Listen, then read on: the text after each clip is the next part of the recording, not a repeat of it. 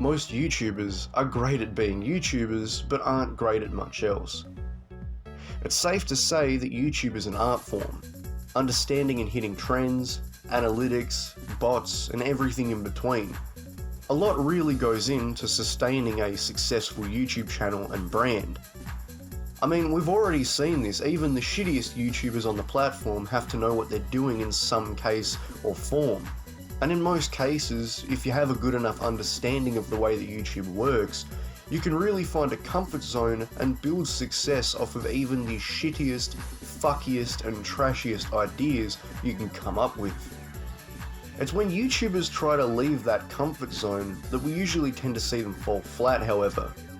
Shane Dawson, Smosh, Fred, the Fine Bros, and even Logan Paul, amongst many others, have tried to branch out and diversify their career with films, but every single one of them has failed for one specific reason. The reason simply being that the medium they're trying to enter is nothing like YouTube in pretty much every way. While there are definitely good YouTuber movies, they almost always come from smaller creators who actually have a concept and a film they want to make, instead of just using the brand they already have and shitting out a film haphazardly to capitalize on the success. What I'm trying to say, long story short, is that creators like the Fine Bros and Shane Dawson don't need a movie. But what's worse is, dare I say it, they aren't talented enough to make them either. They lack the nuance and resources that is needed to produce even a semi-decent or bad movie. Where their shortcomings as a YouTube content creator can be forgiven because YouTube is a completely different medium, simply can't be afforded when it comes to movies.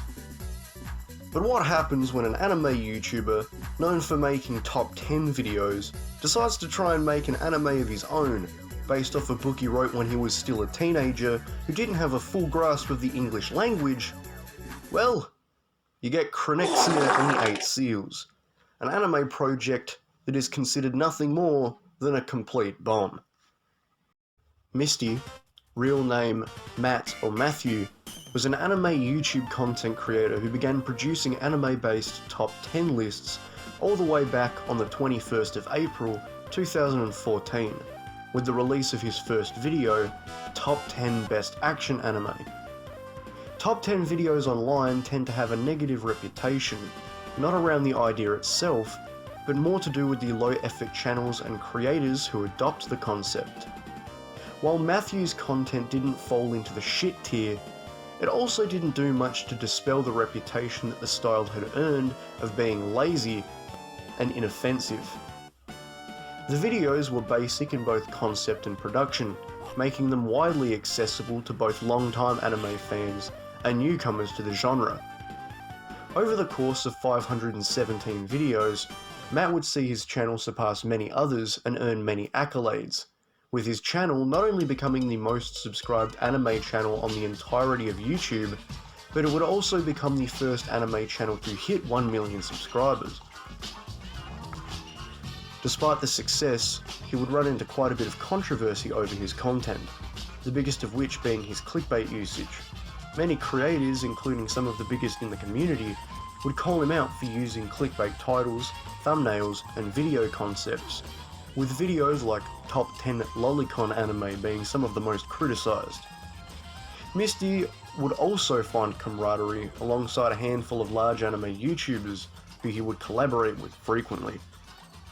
On the 24th of November 2020, Matt would announce that he would not be posting any more videos on the Misty Chronexia channel due to the YouTube copyright system and multiple strikes on his YouTube channel and the terms of service changes that would make it nearly impossible to continue producing videos.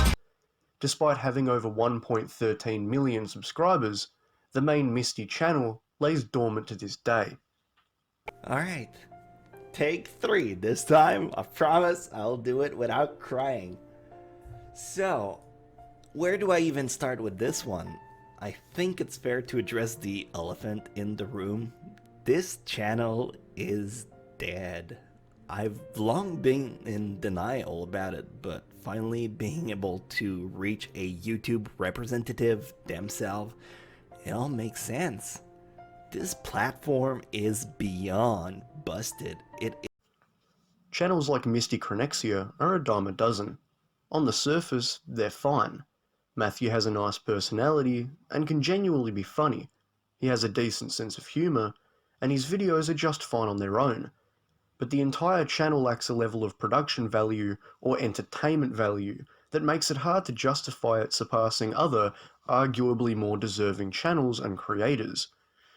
So how did this perfectly mid-anime channel, with a controversial host, soon become the centre of a massive anime pylon? Well, let's take a look. When Matthew was a teenager, he began writing a fiction fantasy adventure story known as Chronexia and the Eight Seals, and would later have it published not only as a physical book, but as an audiobook and a PDA download. Despite not having a full grasp on the English language at the time, he would decide to have the book published in both his native French and English. The story summary claims that the book is a compelling novel that juggles action, adventure, plot twists and cliffhangers masterfully, a story that has been tightly twined, and where the smallest details can create tremendous impacts. Let me just tell you right now, that is not the case. As you can see, the reviews for Chronexia and the Eight Seals, the book, are pretty middling. Despite the fact that it does have a couple of 5-star reviews, a majority of them are 1-star or somewhere in the middle. And hang on a second. Oh my fucking god. With the cover that is It's totally the otaku anime bait snob. and ideals aimed at elementary school children when the book is otherwise a teenage geek's God! fun. But in all seriousness, the reviews don't look great. Most of the positive ones are left by his fans, and the ones being kind to him for releasing an English version whilst not having a full grasp of the English language itself. But other reviews completely shit on the book. Now, coming from someone who hasn't read it, it seems to be a relatively generic adventure story with all of the same tropes and cliches you'd see from the genre, and whilst I can't imagine it being that bad, I also don't see it as being much of a great centerpiece for an anime adaptation. On the 12th of April 2016, Misty would upload a video titled My Own Anime, a video where Misty would reveal to the audience that a small animation studio had reached out to him and had asked if he would be interested in producing an adaptation of his book with them. In the video, Misty would produce a pitch animation that was produced by a staff member at the studio to try and entice the audience to back the project. Now, you may have noticed that I've been referring to the animation studio only as the Small Animation Studio, and that's because that's really the best description for them. Studio Izune are the ones who held the honours of working with Misty on the project, and really, there isn't much about them that I need to say. The studio consists solely of a bunch of animators from all over the world, not a high number by the way. Most animators originating from UK, Canada, Lithuania, Trinidad, Ireland, Italy, Singapore, China and New Zealand. The studio had pretty much no working credits to their name, and to this day only have Chronexia and the Eight Seals and a crowd-funded anime they attempted to make called The Tree of Life. After managing to dig up their Facebook page, I found some pretty nice production images from the show itself, proving that some real talented individuals were on the show's production. But I also found something pretty funny too.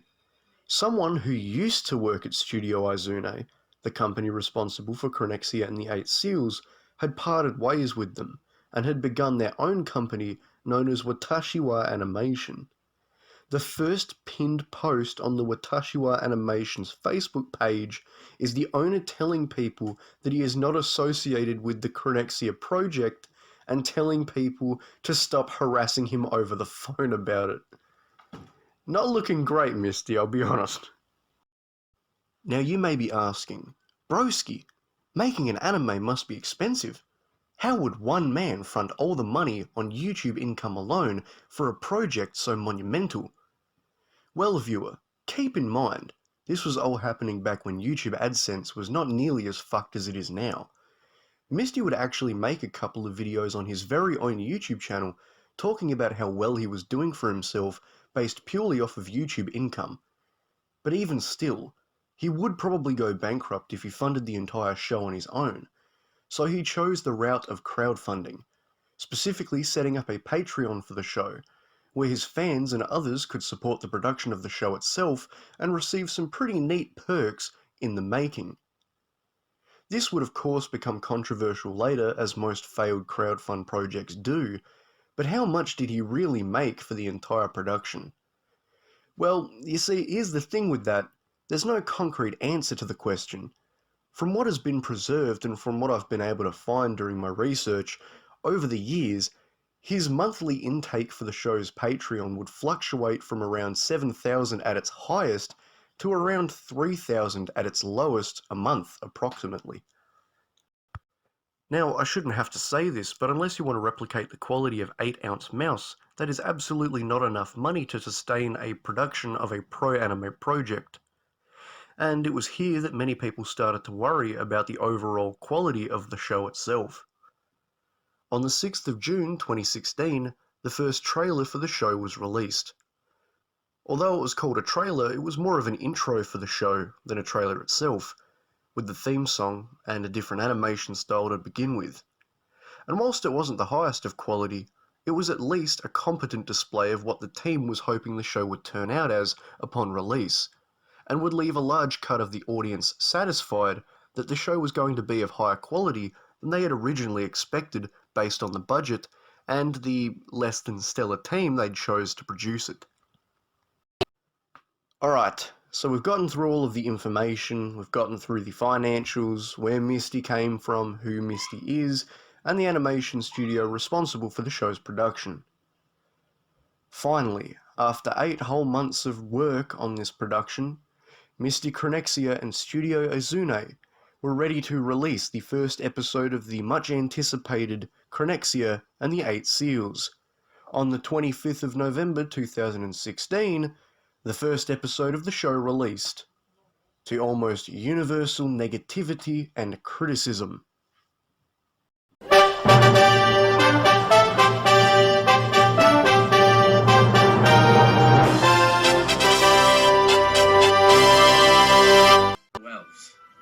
They're known for their intelligence and their offensive magic. Is that right?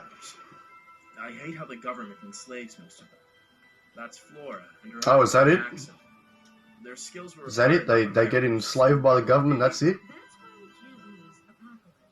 No, tell me why. Tell me why we can't use Apocalypse. Why not? Why not Misty?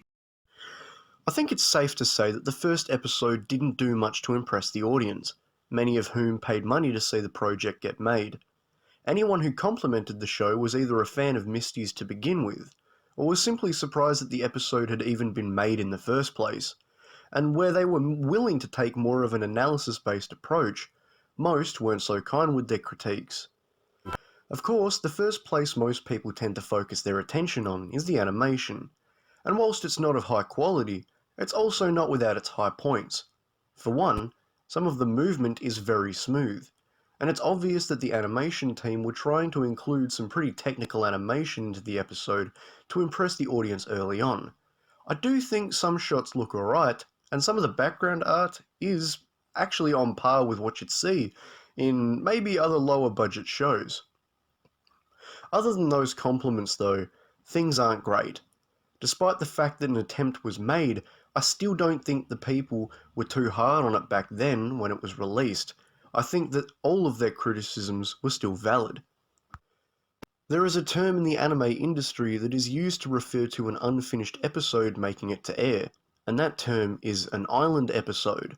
I'm not exactly sure what the origin of that term is, but if there's any better way to describe Chronexia and the 8 Seals, I don't know what it is, because the show looks unfinished. The characters change size and shape between shots, line thickness is strangely inconsistent, and the surprisingly fluid movement scenes are choked down by incredibly stiff movement in other areas, creating a very inconsistent style throughout. One of the big issues here is how much of the episode is dedicated to fighting. Effectively, the entire episode is built around a fight scene featuring multiple characters all at once, many of them using magic attacks or projectiles. In many low-budget anime, the animators tend to focus more on grounded stories and fight scenes in order to cut back on the intensive animation required to put those scenes together. So, when an entire episode from a show that has not even a tenth of the budget focuses on numerous characters in an all-out war, well, it wasn't really a great choice. But you can see and appreciate why they did it. Studio Azune not only wanted to get themselves off the ground and make people know their name, but Misty probably also wanted to impress the audience that had paid good money to get the project that was at one point his passion project off the ground. Unfortunately, that still doesn't save it from being criticised, and there is a lot to criticise with the animation, but I think what's even worse is the story. You may remember how I recently talked about the story being poorly received in novel form. Well, it doesn't fare much better in animation form either. The first thing that many people realised is that they were in a bit of a conundrum when it came to criticising the story of this show, because a lot of people felt that they didn't want to be too hard on Misty for believing in a project that he produced, no matter how young and inexperienced he was at the time. And you know what, I kind of feel the same way, although I also don't think that that changes anything. Misty wrote this book when he was young. He didn't have any real experience writing books, and it's the first project he produced.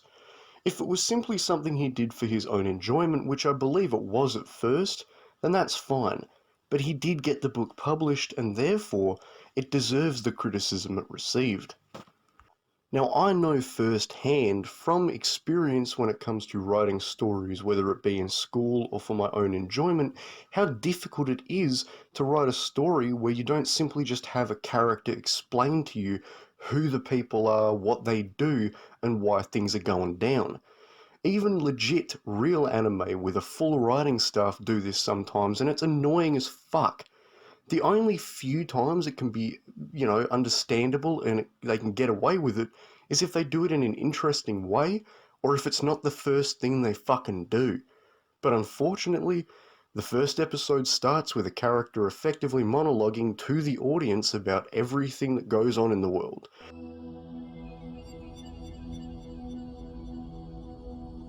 This is Mana, my home planet. I am Achilles Watson, one of its defenders. I am part of an elite whose sole purpose is to protect Mana's inhabitants. And it still leaves a lot of ambiguous context to the imagination. Even with this direct explanation, so much is left out that you never know what the fuck's going on.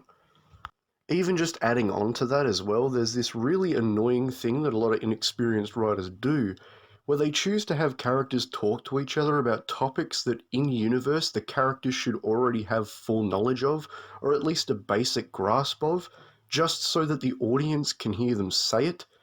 For example, if I was in this show, and there was a magical sword, this magical sword that I'm holding, it kills every enemy in one strike. Well, the dude I'm telling that to already fucking knows that, but because the audience needs to hear it, that's what I need to say. Well, that happens too many times in this fucking show. Going on? We found Vince. Really? Where is he? He's on his way to destroy the Sphere of Life. Is Amana there? She could hold him off. Mana? The goddess of energy. She's a goddess. We don't know how she'll react. What the fuck are you talking about? The reason I was so vague with my criticisms of the episode here is because I genuinely recommend going back and watching content from when the episode was released by content creators who are much better than I am at describing and explaining the problems with the show. Not only do they go much more in depth than I did, but they also seem to understand how to criticize it a lot better. The fact of the matter is, I also think it's just an interesting time capsule into the topic itself. A lot of those content creators produced videos either a few days after or even some cases within a couple of hours of the episode's release, and I find it really interesting that they did that. It not only provides an interesting look into what people thought of the episode so close to its initial release, but also how people were feeling about it in a different era of YouTube. I'll link some of their videos in the description. Upon the episode's release, most people were unhappy with the lack of overall quality on display, and over the next few weeks, many YouTube users and content creators would comment on the train wreck. Misty would attempt to appeal to the fans by stating that the show was still a work in progress at the time, and that trying to corral such a small team, as well as working with such a tight budget, was going to affect the show's quality in the short term. This appeal would also be criticised by creators.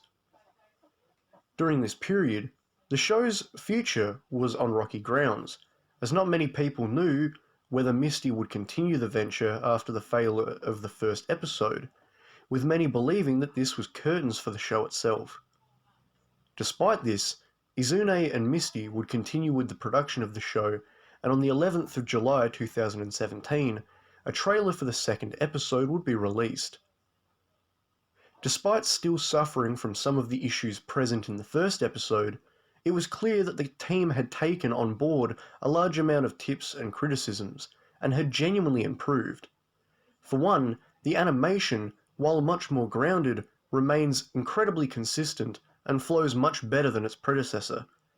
And while a lot less focus is given onto the story, the fact is, it genuinely managed to get people interested in the show again, even if only for a brief period. However, the final episode would never be released. Many people had theorised as to why the show had been placed on hiatus, with many believing that the show's lack of budget or miscommunication with the studio could have been to blame. But both parties stayed relatively quiet in regards to the show after the second trailer and a brief video in which Misty talked about the show being on hiatus.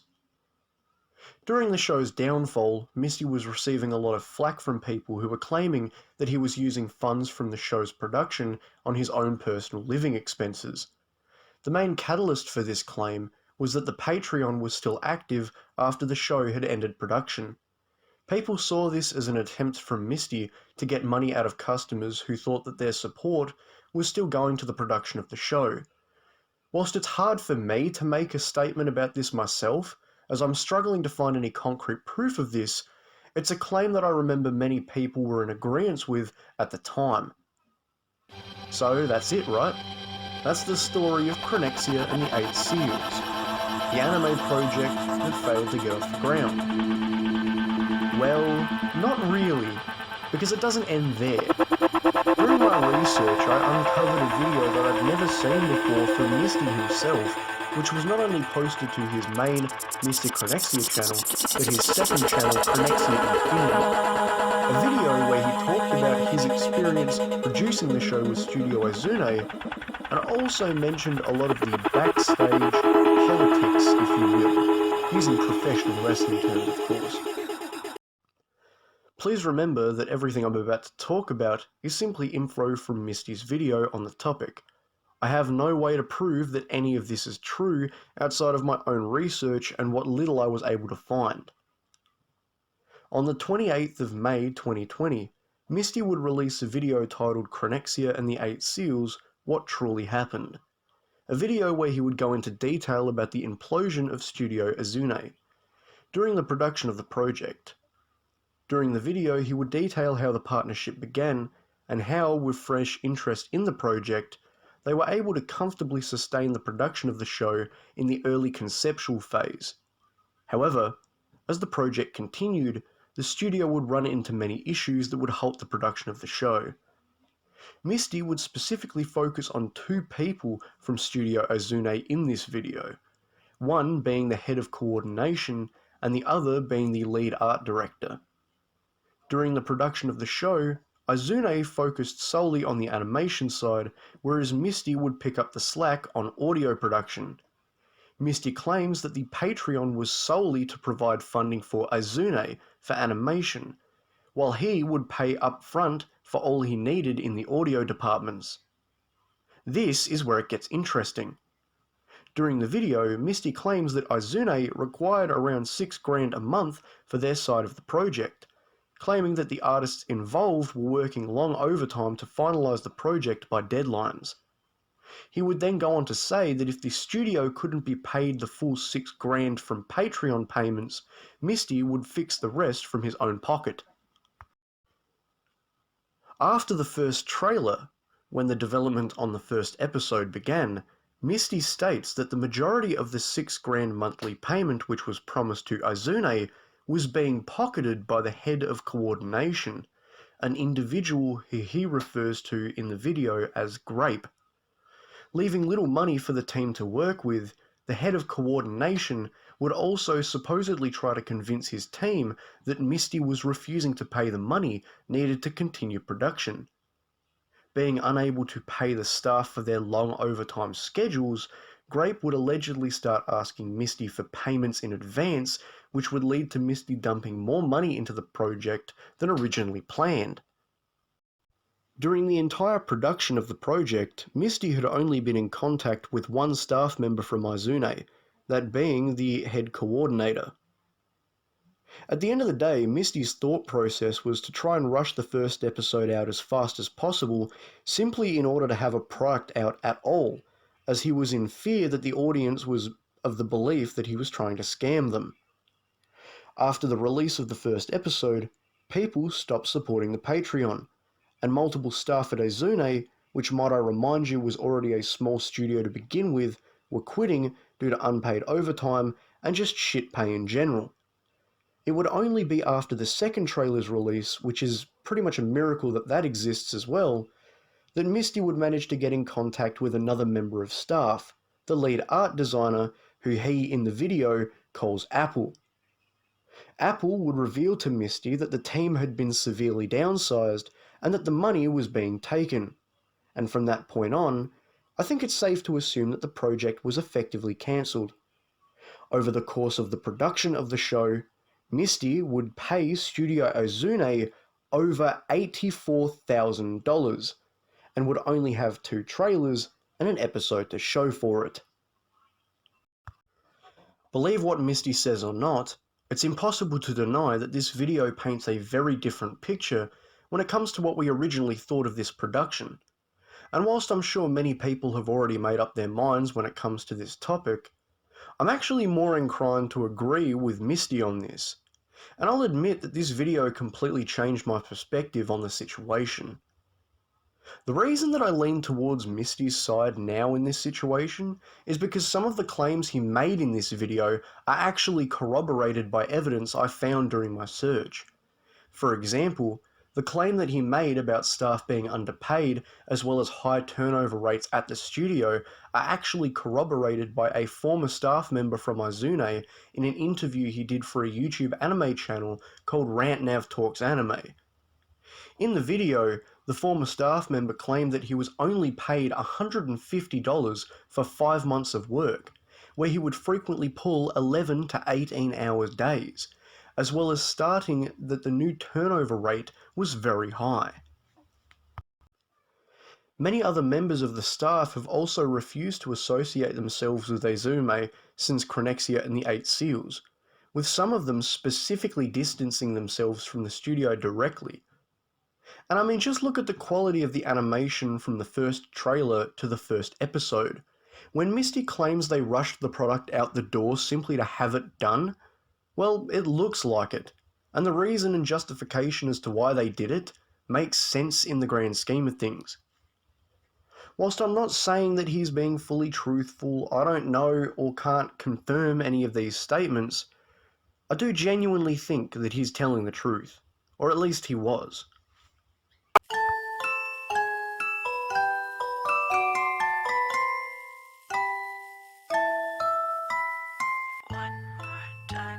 Regardless of what you think of Misty Chronexia as a content creator, or at least what you thought of him as a content creator, I know that I'm personally coming out of this video with a lot more respect for him than I had going in. I initially expected to just make a video talking about a topic most people probably hadn't thought of for over 6 years at this point, but coming out of it now, it's pretty difficult to not feel sorry for the guy. He got screwed trying to live his dream. Really, who can't relate to that? He wanted to make something that people would remember and enjoy, and when it failed, he was hard on himself more than anyone else. He blamed himself for every shortcoming, and it's almost completely destroyed his career. I'm not exactly sure where Misty Chronexia is right now, but if you're out there, Godspeed, sir.